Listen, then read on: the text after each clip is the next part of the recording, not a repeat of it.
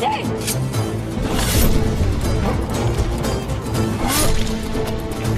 Atilla bir! Kızına benidir.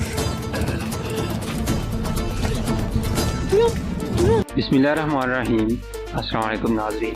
اس قسط کے آغاز میں چاودار قبیلے کے سپاہی بتوحان کی تلاش میں نکلے ہوتے ہیں، پھر وہ اس کو تلاش کرنے میں کامیاب ہو جاتے ہیں اور اس کے پاس پہنچ جاتے ہیں۔ بتوحان سپاہیوں کو دیکھ کر کہتا ہے، اپنی تلواریں نیچے کر دو، میں یہاں گرفتاری ہی دینے کے لیے آیا ہوں۔ میں تمہاری آنکھوں میں موجود غدار کے لیے نفرت دیکھ رہا ہوں اور یہ بھی دیکھ رہا ہوں کہ آپ جاندار بے کے ساتھ کتنے وفادار ہو، اور میں اسی لیے یہاں آیا ہوں۔ اب یا تو آپ مجھے قبیلے واپس لے جاؤ یا ہم سب ایک ساتھ مل کر چاودار قبیلے کے پرانے سنہری دن واپس لا سکتے ہیں۔ یہ سن کر ایک سپاہی کہتا ہے، تم ہمیں کیا بتانے کی کوشش کر رہے ہو بتوحان؟ بتوحان کہتا ہے، پہلے تو آپ یہ جان لو کہ میں کوئی غدار نہیں ہوں، میں صرف اورال بے کے حکم مانتا رہا ہوں، اور بلا شبہ وہ ایک غدار ہیں۔ وہ ایک سفاک قاتل ہے، اور جتنا آپ لوگ جانتے ہو اس سے کہیں زیادہ اس نے گناہ کیے ہیں۔ ٹوکٹامش کو زہر دینے والا بھی اورال تھا، اور اس نے اپنی بہن کو بھی ڈاکوں کے حوالے کیا تھا۔ پھر وہ سپاہی کہتا ہے، ارطغرل حلنی بازار میں اس کا سر کاٹ دے گا، اور پھر وہ اپنے گناہوں کے ساتھ ہی دفن ہو جائے گا۔ بتوحان، لیکن ان سب کے ثبوت کہاں ہے؟ بتوحان کہتا ہے، یہ سب میں نے اپنی آنکھوں سے دیکھا ہے۔ اور پھر کہتا ہے، میں یہ بھی جانتا ہوں کہ اورال بے نے ڈاکوں کے ساتھ معاہدہ کر کے ارطغرل کی سونے کی کان بھی بند کروائی تھی۔ سونے کی کان کے بارے میں سن کر تمام سپاہی ایک دوسرے کی طرف دیکھتے ہیں اور سوچنے پر مجبور ہو جاتے ہیں۔ ادھر چاودار قبیلے میں چولپن کی طبیعت خراب ہونے کی وجہ سے قبیلے کی دائی اس کا معائنہ کر رہی ہوتی ہے، اور پھر وہ کہتی ہے، مجھے افسوس سے کہنا پڑ رہا ہے کہ بچہ مر چکا ہے اسلحان خاتون۔ چولپن خاتون کا بہت سا خون ضائع ہو گیا ہے، اب ان کو آرام کی ضرورت ہے۔ یہ سن کر اسلحان خاتون بہت دکھی ہو جاتی ہے، اور پھر وہ غصے سے کہتی ہے، ارطغرل۔ اسی دوران مرکزی خیمے میں چاودار قبیلے کے نئے سردار کے انتخاب کے لیے جرگہ شروع ہو جاتا ہے۔ الیار کہتا ہے، میں آپ سب کا مشکور ہوں کہ آپ نے یہاں آ کر مجھے شرف بخشا ہے۔ اپنے بابا کی وفات کے بعد میں اپنے قبیلے کا نیا سردار بننا چاہتا ہوں۔ یہ سن کر جرگے کا ایک آدمی جس کا نام حجار ہوتا ہے، وہ کہتا ہے کہ آپ نے قبیلے کے معاملات کو بے نقاب کر دیا تھا، اور جاندار بے کی موت کی وجہ بھی آپ ہی بنے ہو، اور اس کے باوجود اب آپ قبیلے کے سردار بھی بننا چاہتے ہو۔ لیکن یہ جان لو کہ میں آپ کو ایسا نہیں کرنے دوں گا، اور نہ ہی جرگے میں موجود باقی لوگ ایسا ہونے دیں گے۔ آپ سے پہلے قبیلے کی سرداری کا حق میرا ہے۔ اتنے میں اسلحان بھی وہاں آ جاتی ہے اور آ کر کہتی ہے، چاودار قبیلے کے سرداروں، میں دیکھ رہی ہوں کہ جاندار بے کے مرنے کے فوراً بعد ہی تم لوگ جرگہ بلائے بیٹھے ہو۔ نئے سردار کو منتخب کرنا تمہارا حق ہے، لیکن میں آپ لوگوں کو یہ بتانے آئی ہوں کہ اب ہمارے پاس ایک نہیں بلکہ 2 لاشیں ہیں جن کو ہم دفنائیں گے۔ یہ سن کر جرگے میں موجود الیار کے ساتھ باقی سردار بھی حیران اور پریشان رہ جاتے ہیں، اور الیار جو قبیلے کا نیا سردار بننے کی خواہش ظاہر کر رہا ہے، وہی ذمہ دار ہے ان دونوں اموات کا۔ یہ سن کر الیار غصے میں آ جاتا ہے اور یہ کہتے ہوئے کھڑا ہو جاتا ہے کہ اپنی حد میں رہو اسلحان۔ پھر حجار پوچھتا ہے، ان لاشوں میں ایک تو جاندار بے کی لاش ہے اور دوسری کس کی بات کر رہی ہیں آپ اسلحان خاتون؟ پھر اسلحان کہتی ہے، اورال بے کا بچہ پیدا ہونے سے پہلے ہی مر گیا ہے۔ یہ سن کر جرگے میں موجود تمام سردار دکھ کا اظہار کرتے ہیں اور پھر کہتے ہیں، اللہ ان کی مغفرت فرمائے۔ پھر الیار کہتا ہے، یہ کیا کہہ رہی ہو تم اسلحان؟ پھر اسلحان کہتی ہے، چولپن بھابھی اورال بے کا دکھ برداشت نہیں کر سکی ہے اور وہ بھی اپنے خیمے میں موجود موت سے لڑ رہی ہیں۔ پھر اسلحان الیار سے مخاطب ہو کر کہتی ہے، اس سب کے ذمہ دار تم اور ارطغرل ہو۔ یہ کہہ کر اسلحان باہر چلی جاتی ہے۔ ادھر وہ سپاہی بتوحان کی گردن پر اپنی تلواریں رکھ دیتے ہیں، جس کے بعد بتوحان کہتا ہے، جس سونے کی کان کا میں نے تم لوگوں کو بتایا ہے، وہ چاودار قبیلے کو اس کے سنہری دنوں میں واپس لے آئے گی۔ تمہارے ساتھ ساتھ ہمارا قبیلہ بھی مالا مال ہو جائے گا۔ پھر بتوحان ان سپاہیوں کو کہتا ہے، یا تو تم مجھے اپنے قبیلے میں واپس لے جاؤ اور مجھے بھی وہ سزا دے دو جو انہوں نے اورال بے کو دی ہے، اب فیصلہ تمہارے ہاتھ میں ہے۔ سونے کی کان کے بارے میں سن کر وہ سپاہی لالچ میں آ جاتے ہیں اور بتوحان کے ساتھ مل جاتے ہیں۔ پھر بتوحان انہیں کہتا ہے، کل تم اپنے پورے اعتماد سپاہیوں کے ساتھ آنا اور میں تمہیں اس کان پہ لے جاؤں گا، پھر وہاں جا کر تم خود دیکھ لینا۔ پھر ایک سپاہی کہتا ہے، میں تم پر تب اعتماد کروں گا بتوحان جب میں خود اپنی آنکھوں سے وہ سونے کی کان دیکھوں گا۔ اسی دوران ترگت بھی اورال کو لے کر حلنی بازار میں پہنچ جاتا ہے۔ اتنے میں ارطغرل بھی اندر سے آ جاتا ہے تاکہ اورال کی سزا کو مکمل کیا جائے۔ پھر اورال ارطغرل کو کہتا ہے، جلدی کرو ارطغرل بے، جلدی ہی تمہارا خاندان میرے خون میں ڈوبنے والا ہے۔ پھر ارطغرل ترگت کو کہتا ہے، قیدی کو لے آؤ ترگت۔ اسی دوران ڈول بجتا ہے جس کو سن کر وہ سب رک جاتے ہیں۔ وسولیس حلنی بازار میں پیترس اور لسکارس کو لے کر پہنچ جاتا ہے اور پھر پاس آ کر کہتا ہے، قاضی صاحب میں آپ کو کچھ کہنا چاہتا ہوں۔ قاضی کہتا ہے، بولو کمانڈر، کیا کہنا چاہتے ہو تم؟ وسولیس کہتا ہے، جیسے کہ میں اب گورنر بن گیا ہوں، امن قائم करना अब मेरी भी जिम्मेदारी है, इसलिए मैं 2 इन कातिलों को लेकर आपके पास हाजिर हो गया हूँ। इसी दौरान अमीर सातीन भी वहाँ अपने सिपाहियों को लेकर पहुँच जाता है। सातीन पास आकर कहता है, कमांडर वसूलियस आप यहाँ क्या कर रहे हैं और ये सजा क्यों रोक दी गई है? और फिर वसूलियस कहता है, मैंने लश्कारी से गवर्नर के कत्ल की तफ्तीश की थी, जिससे मुझे मालूम हुआ है कि उसमें एक और आदमी भी मुलव्वस था, और वो आदमी ये है जिसको हनली बाजार में ताजर हसन से जाना जाता था। यही वो शख्स है जिसने गवर्नर के कत्ल का मंसूबा बनाया था। इसने बड़ी चालाकी से इल्जाम बेगुनाह ओराल पर लगा दिया है ताकि दोनों रियासतों के दरमियान अमन को तबाह किया जाए। इसलिए अब हम अपना मुकदमा वापस लेते हैं। फिर सातीन कहता है, सलेबियों ने हम सबको धोखा दिया है, ओराल बेगुनाह है, इसलिए हमें चाहिए कि हम उनको आजाद कर दें। ये सुनकर ओराल खुशी से खिलने लगता है। वो फिर अर्तुगरुल को मुखातिब करके कहता है, अर्तुगरुल बे आप इंसाफ की बात कर रहे थे, अब देखो मैं बेगुनाह साबित हो गया हूँ और अब आप मेरे इंसाफ का सामना करोगे। फिर अर्तुगरुल कहता है, मैं कैसे मान लूँ कि आप ये सब कुछ सच कह रहे हो कमांडर वसूलियस, साबित करो कि ये सब कुछ सच है। ये सुनकर वसूलियस अपने सिपाही से वो रजिस्टर मंगवाता है और कहता है, ये रजिस्टर सिमन के हैं और मुझे ये रजिस्टर इस पैतरस से मिले हैं। फिर वो रजिस्टर सातीन लेकर देखने लगता है, जिसको देखकर वो काजी को कहता है, ये सब कुछ सही है काजी हजरत। और फिर वो रजिस्टर काजी लेकर देखने लगता है, जिसके बाद वसूलियस कहता है, मेरे पास एक और सबूत भी है। फिर वसूलियस हेलेना को बुलाता है और उससे पूछता है, क्या ये वही शख्स है जिसने शाही काफिले पर हमला किया था? हेलेना पैतरस की तरफ देखती है और कहती है, हाँ ये वही है, ये उन हमला आवरों का सरदार था। फिर वसूलियस कहता है, ये वही शख्स है जिसने गवर्नर को कत्ल करने का मंसूबा बनाया था, जिसमें ये कामयाब हो गया था। हेलेना ये सुनकर जज्बाती हो जाती है और उसको चिल्लाते हुए कहती है, कातिल। फिर वसूलियस हेलेना को पकड़ लेता है और फिर अपना हंजर निकाल कर लश्कारिस और पैतरस दोनों के गले काट देता है, जिसके बाद वो दोनों उधर ही गिर कर तड़प तड़प कर मार जाते हैं। अर्तुगरुल और वहाँ मौजूद बाकी लोग ये मंजर देखकर हैरान रह जाते हैं। फिर वसूलियस कहता है, इंसाफ हो गया है। उधर चावदार कबीले के मरकजी खेमे में अलियार सबको मुखातिब करके कहता है, जैसे कि हमें मालूम हुआ है कि ओराल बे का बच्चा फौत हो गया है, इस दुख के आलम में हमें चाहिए कि हम इस जिरगे को जारी न रखें और इसको मुलतवी कर दें। अलियार की ये बात सुनकर जिरगे में मौजूद सारे सरदार इस बात पर इत्तेफाक करते हैं, जिसके बाद वो उठकर वहाँ से चले जाते हैं। दूसरी तरफ हनली बाजार में वसूलियस कहता है, मैंने कातिल को सबके सामने सजा दे दी है, जिसके बाद मेरे लिए ये मुकदमा खत्म हो गया है। अब ओराल के साथ क्या करना है इसका फैसला आप करोगे। ये कहकर वसूलियस वहाँ से जाने लगता है। इसी दौरान अर्तुगरुल उसको आवाज देकर कहता है, गवर्नर वसूलियस, जो आदमी खुद से इंसाफ कायम कर देता है वो लाजमी कुछ छुपा रहा होता है। ये सुनकर वसूलियस कहता है, अर्तुगरुल बे मैंने ऐसा करके न सिर्फ आपको बचाया है बल्कि तुर्क कबीलों और सल्जूक सल्तनत को भी एक बड़े फितने से बचाया है। फिर अर्तुगरुल को अदालत में काजी की तरफ से ओराल को सुनाई गई सजा का ख्याल आता है।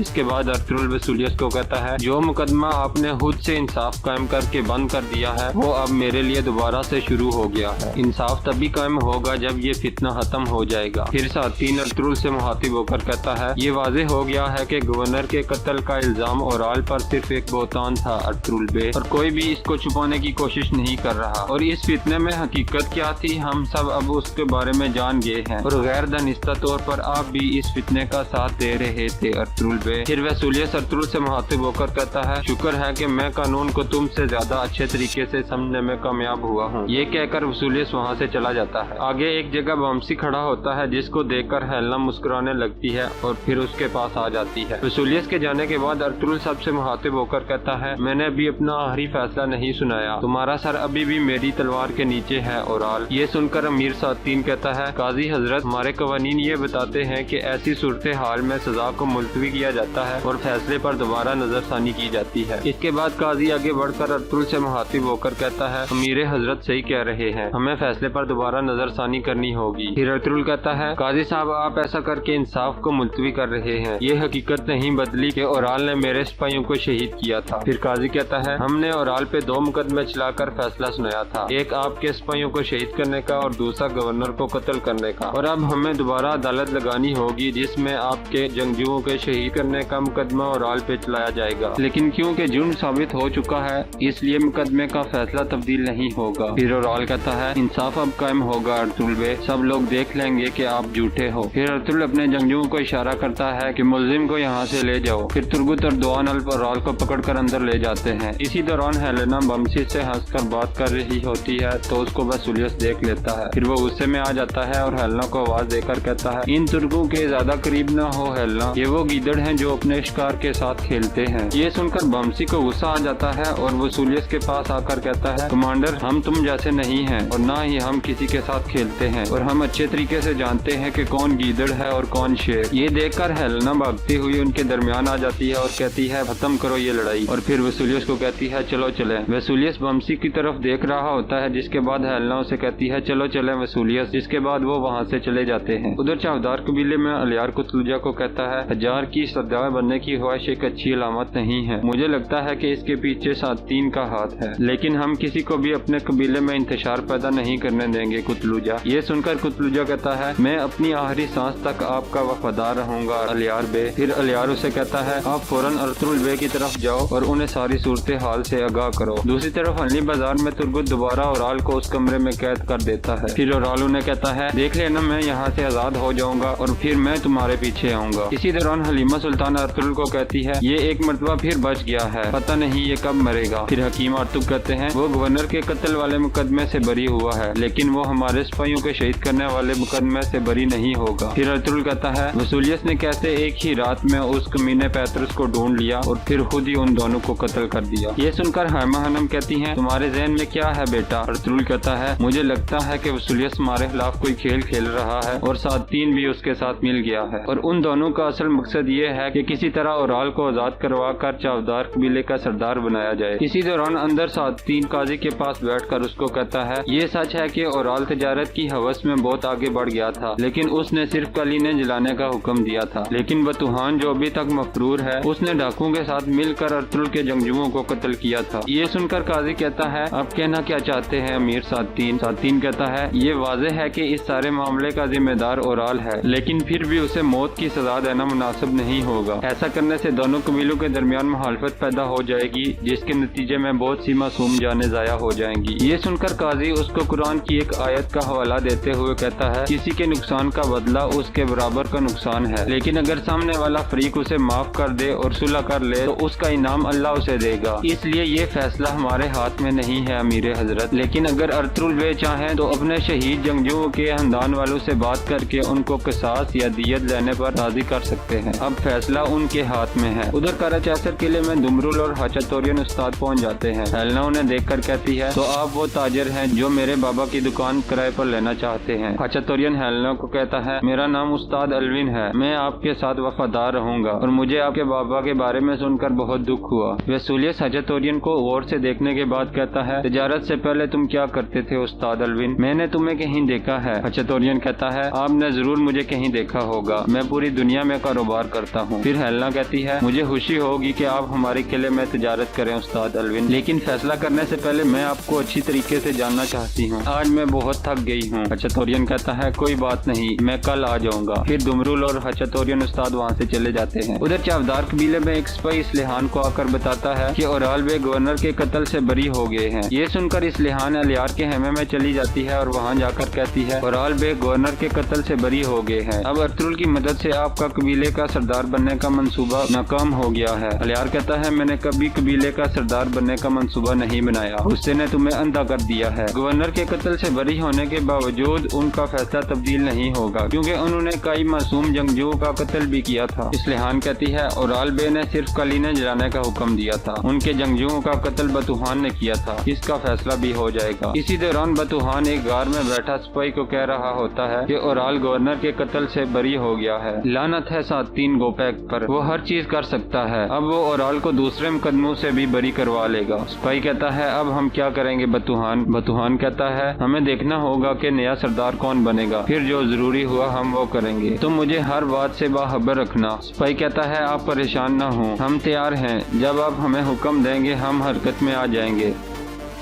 और यहाँ इस किस्त का इख्तिताम हो जाता है।